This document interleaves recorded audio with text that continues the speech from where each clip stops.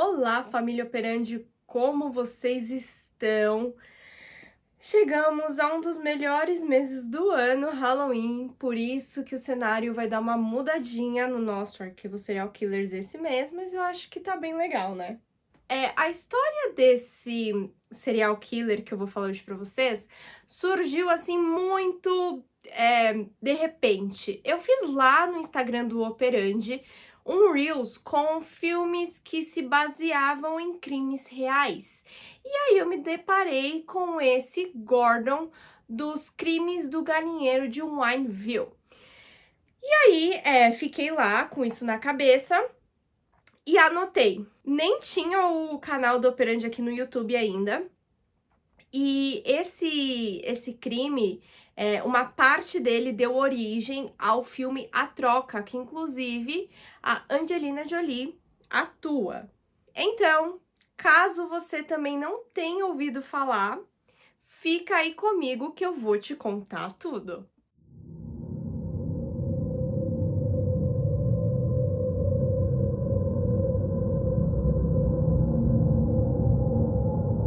Gordon Northcote nasceu em 6 de novembro de 1906, na cidade de Bladwolf, no Canadá. Ele era filho de Sarah e Sarah.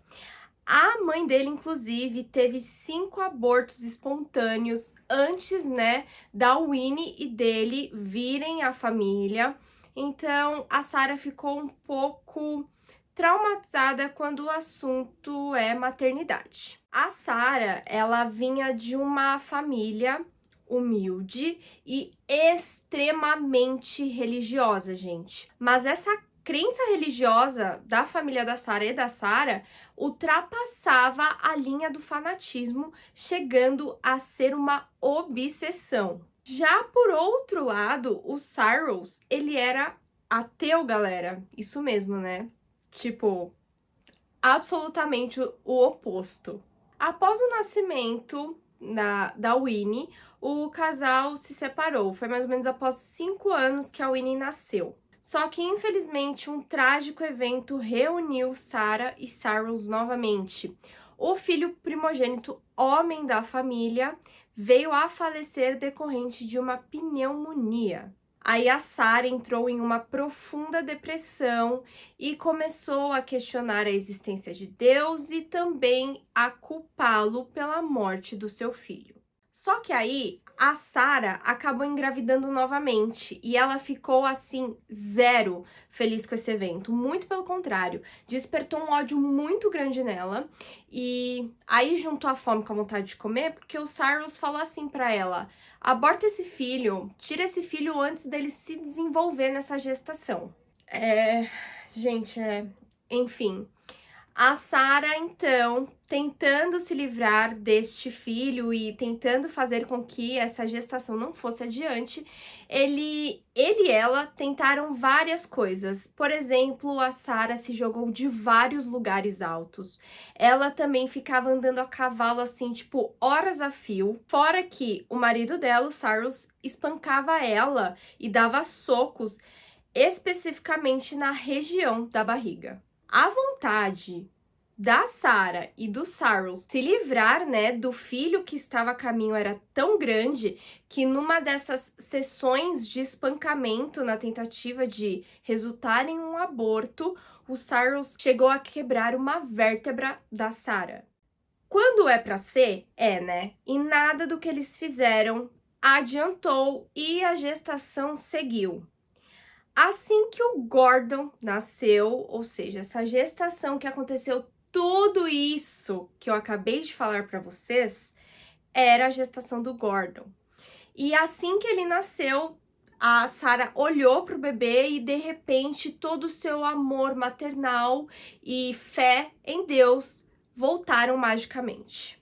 Claro que o instinto super protetor da Sarah ficou aflorado. O que aconteceu, gente, foi que a Winnie, a filha primogênita, a mulher do casal, acabou sendo deixada de lado e o Cyrus ficou meio que encarregado de criar a menina. E isso é muito perigoso, acreditem se quiser, porque o Gordon, ele cresceu em um ambiente onde regra, disciplina e limite não existia na vida dele. Além do mais, a mãe dele, a Sarah, fazia absolutamente tudo para que o filho fosse feliz e também fazia de tudo o que pudesse para evitar situações onde o menino se sentisse infeliz, nem que seja por um momento. Aí vem também uma bizarrice que a Sarah vestia o Gordon de forma adulta. Ela usava roupas de adulto em uma criança. E essas vestimentas se alternavam também entre saias e vestidos. E esse tratamento com o próprio filho era tão instável que ora ela tratava ele como um menino e ora tratava ele como uma menina. E assim, daqui pra frente é só ladeira abaixo. De acordo com o próprio Gordon, aos 10 anos de idade, foi o seu pai que o introduziu no mundo de assuntos e práticas sexuais. Mas o pior mesmo é que Cyrus, o próprio pai do Gordon, abusava do filho sexualmente. E após os abusos, ele deixava o Gordon na cama, em seu quarto, com aquele sentimento de tipo assim, fica aí, né, que o BO é seu. E na manhã seguinte, o Cyrus levantava e tratava o Gordon como se nada tivesse acontecido e chegava até ter, assim, uns relances de um relacionamento de pai e filho. Como eu falei pra vocês, se preparem. Cada informação a partir de agora é uma pior que a outra. O Gordon, ele possuía uma doença chamada hipertricose, que faz os pelos do corpo crescerem de forma desordenada, ou seja, os pelos do corpo ficam bem salientes. E acreditem se quiser, o Cyrus, ele via aquilo assim como uma afronta, porque na cabeça dele, o filho parecia mais másculo que ele. Quando Gordon completou 15 anos, ele desenvolveu assim uma paixão por música, mas mais em específico, aquelas bem melancólicas. E isso resultou que o Gordon começou a trabalhar como pianista em alguns teatros. O garoto também, ele fugia de qualquer contato humano. Ele não suportava ter que lidar com outro adulto. Ele se sentia desconfortável, ele se sentia deslocado, não sabia como interagir também com outras pessoas e posteriormente, né, quando ele foi pego, ele descreveu essa sensação de estar em um ambiente com outros adultos como uma sensação de mal-estar. Em 1924, no mês de agosto, o Cyrus, o patriarca da família, decidiu que todo mundo ia se mudar para Los Angeles. Já com o menino na escola, sua ficha criminal nasceu e com pequenos delitos. E sempre começa assim, tá? São raros os casos em que a pessoa já no início da vida criminal já começa a fazer umas coisas assim absurdas. Sempre começa pequenininho e vai tomando uma proporção muito grande. No caso do Gordon, acontecia pequenos furtos aqui, brigas ali. Começou assim. E a vida criminal do Gordon, assim, se desenvolveu bem rápido, porque logo após esses pequenos delitos, ele se tornou protagonista de um escândalo sexual com mais outros 5 garotos. Absolutamente todos os envolvidos foram presos, exceto o Gordon.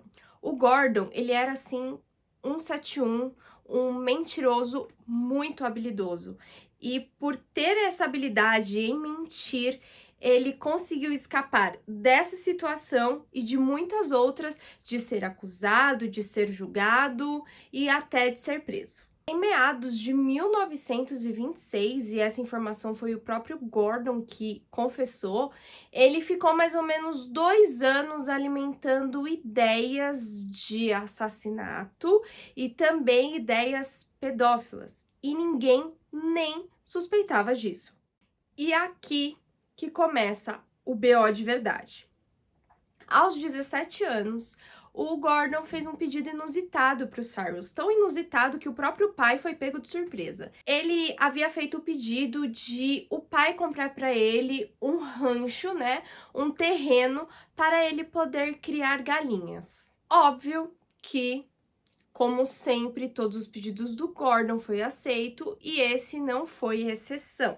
E o Cyrus então comprou um terreno numa área rural localizada na cidade de Wineville, que ficava mais ou menos no condado de Riverside. Essa pessoa, o Gordon, era assim tão insana que ele teve a pachorra de, procurando um auxiliar para realizar os planos assim malucos e hediondos que ele estava para fazer, ele queria um ajudante, ele teve a pachorra de viajar até a casa da irmã dele, a Winnie, e simplesmente levar o filho da Winnie, o seu sobrinho, com ele para Wineville.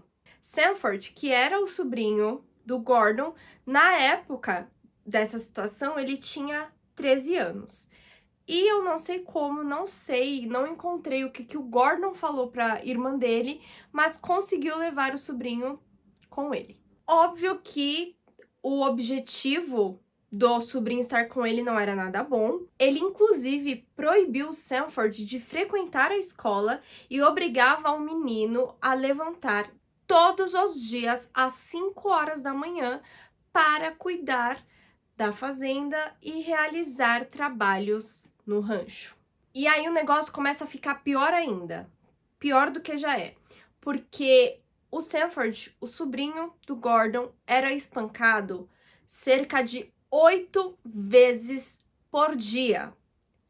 Mas consegue piorar mais e mais. Essa violência era por pura diversão e teve uma participação especial, porque o Sanford, ele era monitorado, espancado e abusado sexualmente pelo Cyrus, o seu próprio avô. As pessoas justificam as atrocidades que elas fazem de cada forma que tinham que ganhar um troféu pela cara de pau. O Cyrus, ele começou a participar ativamente dos absurdos que o Gordon começou a fazer.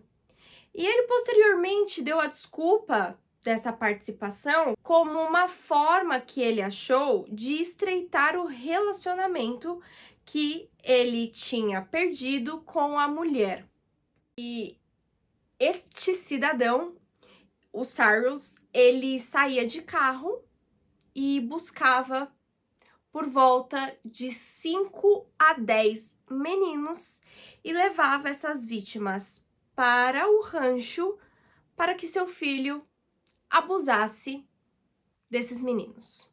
E quando o Cyrus não podia fazer esse trabalho de ir caçar essas vítimas, né, o próprio Gordon ia, ele espancava essas vítimas, abusava delas e depois as deixava em qualquer lugar da cidade que desse. Tudo isso que eu tô contando para vocês durou mais ou menos 2 anos. Quando foi 1º de fevereiro do ano de 1928, o Gordon retornou ao rancho depois de caçar algumas vítimas com um jovem latino-americano. Essa vítima foi trancada no galinheiro igualzinho o Gordon fez com seu sobrinho. E essa presa do Gordon, ele só conseguia e tinha permissão de sair do galinheiro para ser estuprado. Esse latino-americano ficou em cativeiro por aproximadamente 1 semana. E aí, perdeu a graça, né? E o Gordon matou esse rapaz a golpes de machadada e após isso resolveu decapitar o jovem.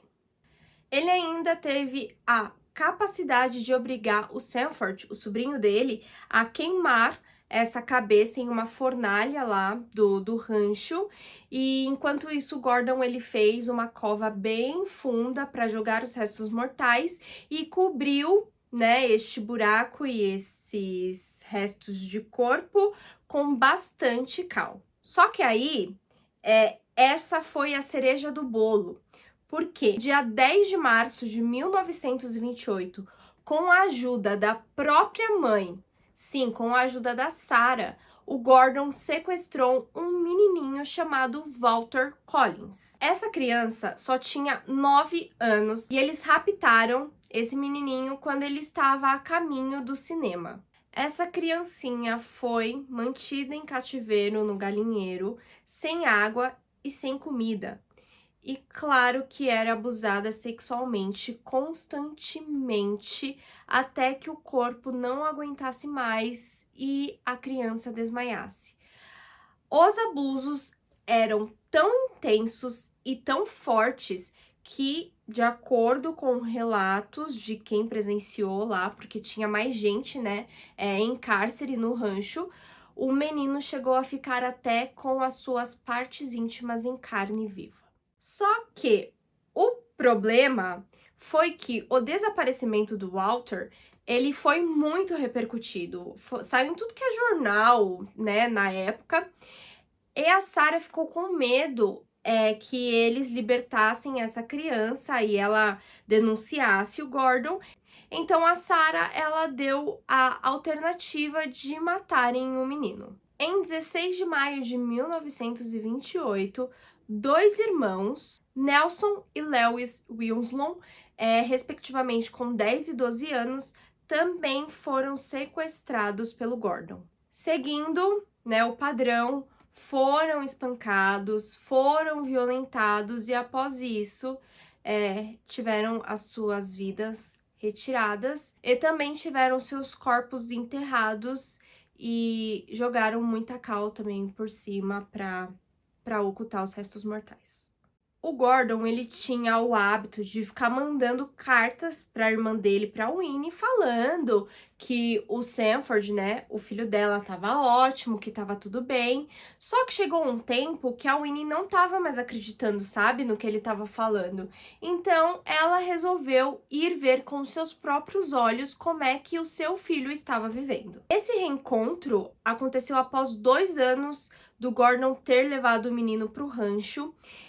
E quando os dois se encontraram, ficaram lá juntos, o Sanford ficou tão desesperado da mãe ir embora e deixar ele com o Gordon, que no desespero, e ainda bem, ele contou todas as atrocidades que o tio cometia.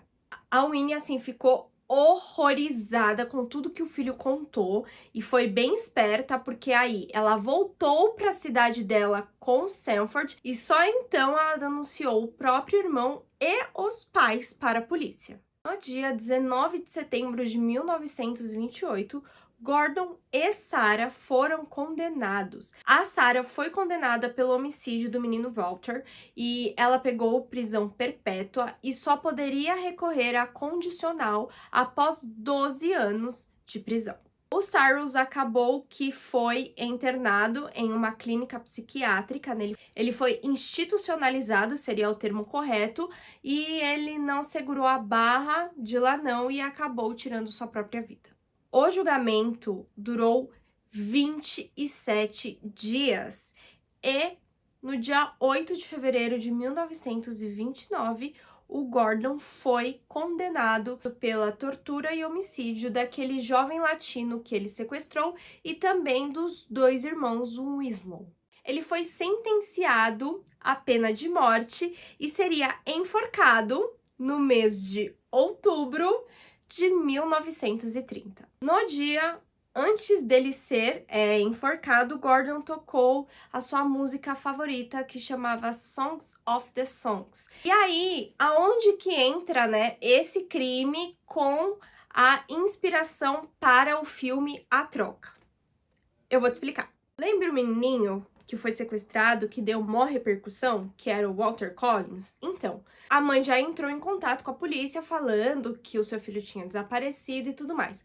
Só que, tipo assim, a polícia ligou o total de 0 para a ligação da mãe, para a denúncia da mãe, e nem se empenharam em fazer absolutamente nada. Sendo assim, a Christine, a mãe do Walter, ela mesma saiu à procura do filho. E passou meses e meses do sumiço do Walter, né? E a mãe dele seguia procurando pelo filho. Quando foi em agosto do mesmo ano do desaparecimento do Walter, o filho surgiu. Só que não era o Walter. Na verdade, surgiu um menino que se passou pelo Walter e ele se chamava Arthur. Esse Arthur, o impostor, ele era de Illinois e resolveu se passar pelo menino desaparecido Walter porque ele tinha um sonho de conhecer a Califórnia e o seu ator preferido, que era um tal de Tom Mix. Com o aparecimento desse impostor, que ninguém sabia que era impostor, a polícia encerrou o caso.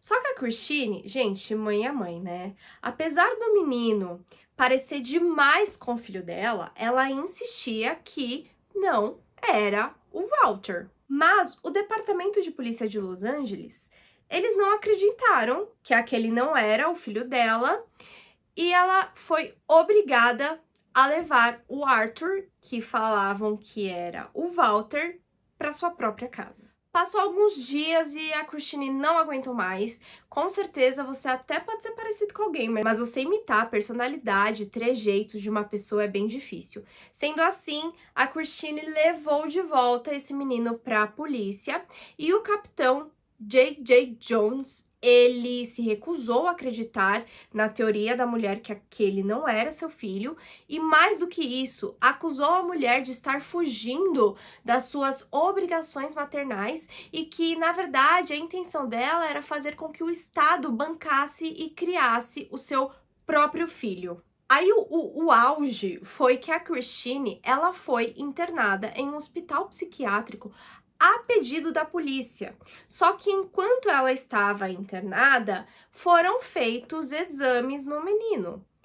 E a arcada dentária comprovou, de fato, que Arthur não era o Walter e toda a farsa veio à tona. O Arthur, na época que tudo aconteceu, ele tinha 12 aninhos.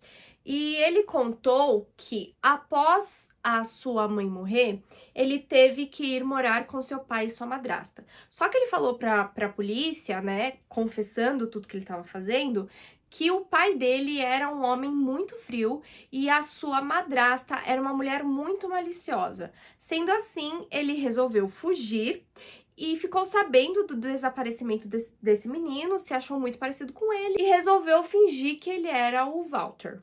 Claramente, a Christine teve alta, né, do hospital psiquiátrico, inclusive entrou com uma queixa contra a polícia de Los Angeles, corretíssima, e por pressão popular e da mídia, o capitão J.J. Jones, ele chegou até a falar que quem era o responsável do desaparecimento do menino Walter era o Gordon, porque o caso estava rolando simultaneamente, né? As duas situações estavam acontecendo ao mesmo tempo, e o capitão também foi suspenso. O corpo do menino Walter nunca foi encontrado no galinheiro. A Christine, ela chegou a ganhar uma indenização, né, num julgamento que ocorreu 2 anos após, mas ela nunca viu 1 centavo dessa indenização. Christine Collins foi a primeira mulher americana em 3 décadas a ter permissão para visitar um assassino em série no dia de sua execução. O Northcote, o Gordon, ele prometeu para a mulher que escreveria uma carta contando toda a verdade. Porém, a Christine morreu esperando essa confissão. Só que aí aconteceu uma coisa assim, um fato muito importante. 5 anos após a execução do Gordon, um menino chamado David Clay, que também foi vítima dos crimes do galinheiro de Wineville, ele estava vivo, estava bem, e ele contou a Christine e à polícia que ele viu esse Walter e que os dois tentaram fugir, só que eles acabaram se separando na fuga e ele não sabe o que aconteceu com a criança. A Christine procurou seu filho até o fim de sua vida e infelizmente nunca encontrou. E ela acabou morrendo no ano de 1964. Bizarro, né, gente? É uma história de um serial killer que não é muito conhecido e que a história é pesadíssima, né? Enfim, a maldade do ser humano. Muito obrigada se você ficou comigo até o fim. Obrigada pela sua companhia. Não posso deixar de falar para você curtir esse vídeo, porque o YouTube entende que você está gostando do nosso conteúdo. E caso você ainda não seja inscrito, e vocês vão ter que me aguentar falando isso todo vídeo, se inscreva aqui embaixo e nos indique para quem você sabe que gosta de true crime, terror, psicopatia, serial killer, livros, enfim, chama todo mundo para nossa comunidade true crime. E se você quiser dar aquele upgrade nos nossos vídeos, você pode compartilhar eles. Mais uma vez, minha eterna gratidão se você ficou comigo até o final. Eu fico por aqui. Um enorme beijo, um grande abraço. Feliz Halloween e se cuidem!